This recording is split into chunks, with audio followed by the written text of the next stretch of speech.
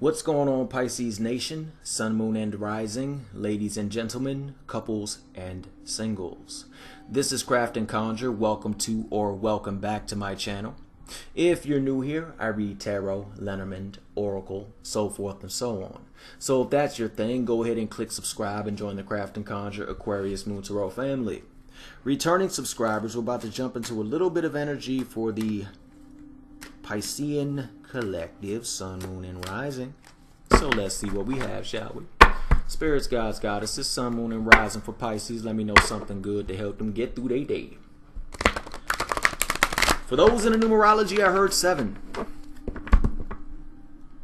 Spirits, gods, goddesses, let me know something for Pisces to help them get through their day. Possibly a rekindling of love, but we're going to get into that because I sense it goes a little deeper than love. Spirits, gods, goddesses, let me know what's going on for the Pisces collective for the day. Sun, Moon, and Rising. Thank you. Self-love. Purging pieces that no longer serve you. Now, most might think this is automatically a new love or, you know, this, that, and the other. But if you look at it, what is a snake symbolic of? Rebirth.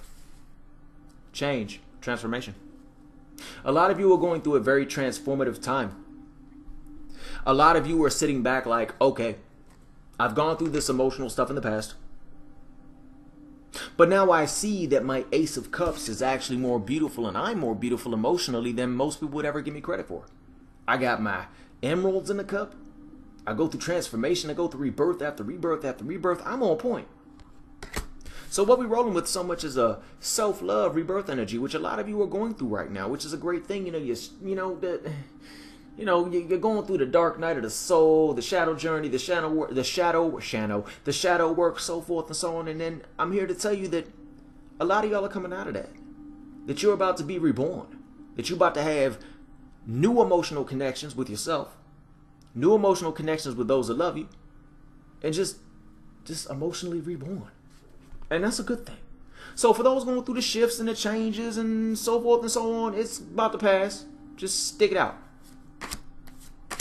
I heard 6 for those in numerology. Yeah. And while this process goes out, just take a bit of time to rest. Connect with some friends. You know, take a bit of time to rest, connect with some friends, introspect, you know, and really sit back and just take that time. It's okay to put your wands down for a little bit. Put them down. You know, as you can see, this person, some chakra work, for example, if you're into the chakras. But I am picking up balance and rest. Because you can't force this Ace of Cups to finish. It's going to come forth when it needs to finish. Healing, regrowth, rebirth, healing, growth, so forth and so on isn't something that you can force. It isn't something that's just going to, land in your lap. It's going to take time. It takes a little bit of rebirth. And depending on what you went through as a person, can depend on how long it takes for you to be reborn. So forth and so on. So take this time to rest. Take this time to rest within your own fire. Your fire ain't going nowhere. Go ahead and park on the side of the little highway for a day or two and start a fire and take a break. Okay? Because you're going to come out as the Empress. I mean, now this isn't your regular everyday Empress over here. She's got the emerald green aura. She's right. She's positively secure in who she is. She's creative, of course, as all empresses are. But this empress is a badass. This is like the shadow empress. And it might seem like she's coming out to literally rip you apart, but she's not. This empress stands not just for creativity, but also monetary increase, financial growth, financial gain, balance. She's a badass. She's a badass. So for ladies that resonate with this part, I got something coming for you, fellas. But for the ladies that resonate with this, you're a badass. Not only are you going to come out healed and reborn, so forth and so on after your rest and your Ace of Cups, but you're going to come out riding on like the 7-headed dragon. You've gone through it. But also people are going to see you and be slightly intimidated by you. They're going to be like, I ain't going near her. But it's your power. It's going to help liberate yourself and others.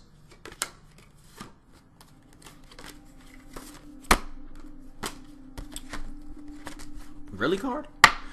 As above, so below, as within, so without.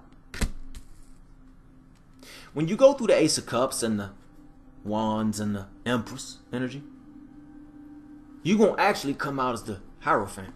Now with this one, yeah, it is about, tradition, structure, so forth and so on.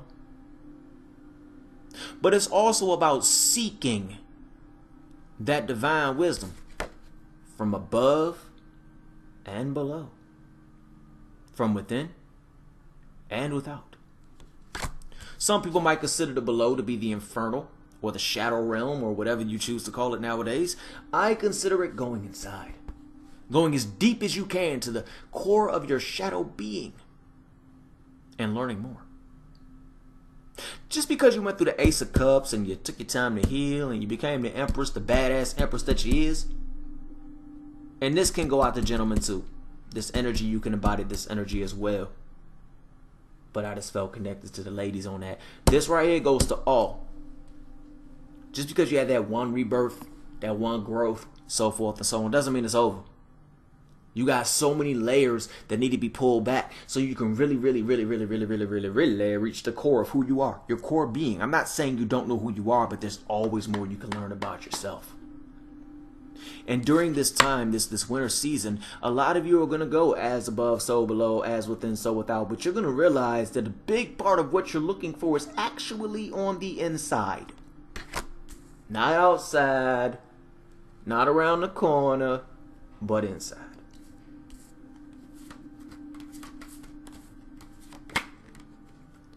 There'll be a little bit of preparedness. I call him my little devil. He cool, ain't he? But that is pretty much letting you know to be on point, prepared. It's right before the 10th. So you do have maybe 1 or 2 more humps to get over before you reach that completion, before you reach that destiny, before you reach that center in your path, so forth and so on. Maybe I shouldn't have said destiny, but when you reach that aspect of your path that's going to lead you to your destiny. You feel me? I can't talk worth anything today. I apologize. But also, this preparedness, you ready for that? You're gonna find it. As above, so below, as within, so without. You're gonna find it. You're gonna find it. That preparedness might be this one final little test from the universe to you. That little devil on your shoulder. So please take that time to really analyze, what do you have that you would consider the devil or the fallen angel on your shoulder? I ain't got nothing against the fallen angels. Oh, the devils. But sometimes a little devil be sitting on your shoulder, and we all know that. Telling you to eat that last slice of cake when you know damn well you shouldn't. Because your cousin wanted.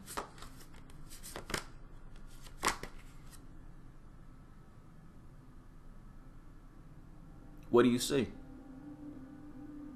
You see a wise being.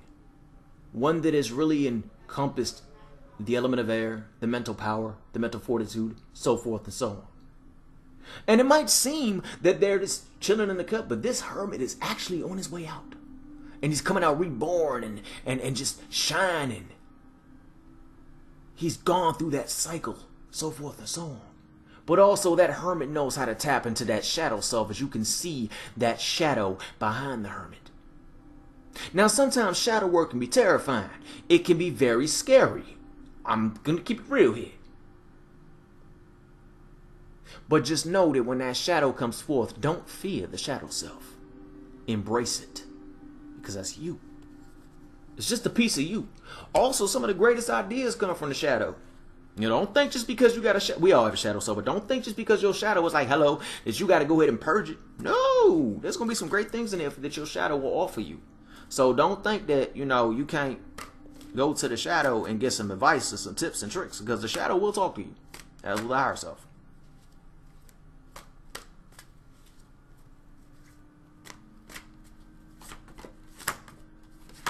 I heard 3 for those that are into it, and check this out. Pow! The moon. Now, the moon is from everything from seeing through illusions to working lunar magic, manifestation, so forth and so on. It connects to some signs. But we're going to go with it like this. If a few of you are having maybe funky dreams, Don't worry about it. That might resonate with one person. But what also is that if you are having these interesting dreams, then just know that is your subconscious trying to let you know something. Because I'm sensing that a few are really working through that phase of self, that rebirth, that shift, that rebirth, that constant shift, so forth and so on. So what I'm picking up is that you should stay very connected to the moon.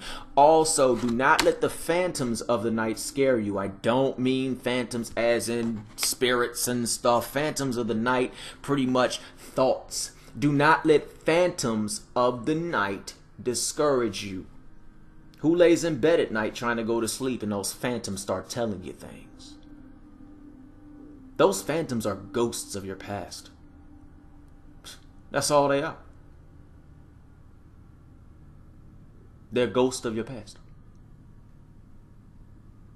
And you have the light, the wisdom. Ladies, you have the wisdom of the maiden mother and the crone within inside of you, and you hold the torches. Gentlemen, you hold the torches and you are in tune with actually the maiden mother crone. I'm not saying inside of you, but the moon. Because you are the sage, the warrior, the god. But you connect with the maiden mother and the crone. Use this energy to help those phantoms of the night to finally be dispelled. Blast them with the lunar currents. Yeah, because they say that the lunar veils elegance and shadowies, but also the moon can pretty much illuminate quite a bit. So allow that moon within you to shine and just pretty much kick those phantoms of the night out into the sun so they can become purged and purified and come right back to you all whole and happy. Alright? In closing, you are the magician. But if you look at that being that the magician is controlling, most might think that that's a demon or a spirit or something really messed up and funky. Well, guess what? It's nothing but you. It's a piece of you. And the message is to use your will, use your power, use your control to subdue what does not wish you well. Could be a negative thought, could be a habit, but you have the willpower to break free of that. So I want to see you do that. Okay?